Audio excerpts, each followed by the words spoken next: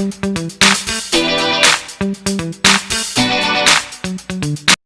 Morning. मैं नीलम आपको आज हिंदी विषय में वचन पढ़ाऊंगी। वचन शब्द के जिस रूप से उसकी संख्या एक या अनेक होने का बोध हो उसे वचन कहते हैं।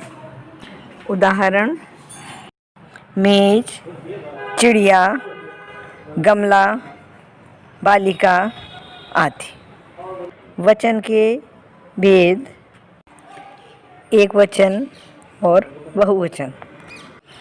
एक वचन संज्ञा शब्द के जिस रूप से उसकी संख्या एक होने का बोध होता है, अर्थात एक वस्तु है, एक व्यक्ति है, वही जो है एक वचन कहलाता है।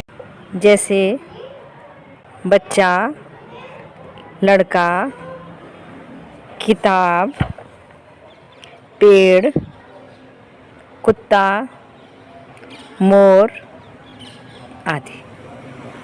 बहुवचन संज्ञा शब्द के जिस रूप से उसकी संख्या एक से अधिक, अनेक या बहुत सारी होने का बोध होता है, उसे बहुवचन कहते हैं।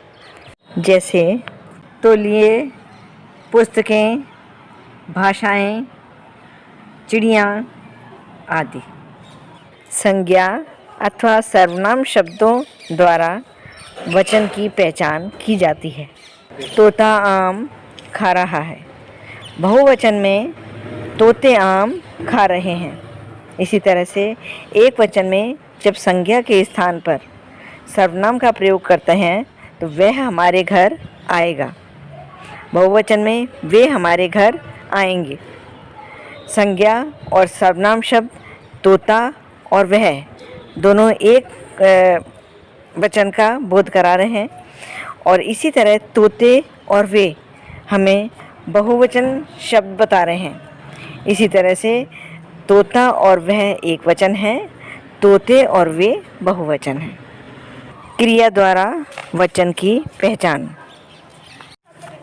शेर दहाड़ रहा है, शेर दहाड़ रहे हैं। मोर नाच रहा है, मोर नाच रहे हैं। यहाँ पर शेर दहाड़ रहा है एक वचन है, और दहाड़ रहे हैं इसका मतलब बहुत सारे शेर दहाड़ रहे हैं, तो ये बहुवचन होगा।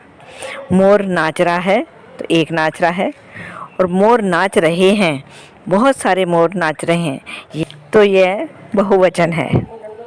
एक वचन के स्थान पर बहुवचन का प्रयोग: किसी के प्रति आदर प्रकट करने के लिए एक वचन के स्थान पर बहुवचन का प्रयोग किया जाता है। जैसे नेताजी भाषण दे रहे हैं।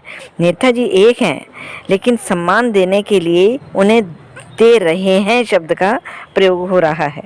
ऐसे ही स्वयं को बड़ा दर्शाने के लिए भी मैं के स्थान पर हम का प्रयोग होता है। जैसे हम कल आगरा जाएंगे आदि। एक वचन को बहुवचन में बदलना बताएंगे। कमरा, कमरे, प्याला, बहुवचन में प्याले, पेड़, बहुत सारे पेड़,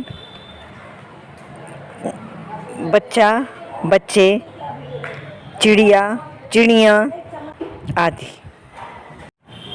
बच्चों बाय। अब अगले वीडियो में आपसे मुलाकात होगी।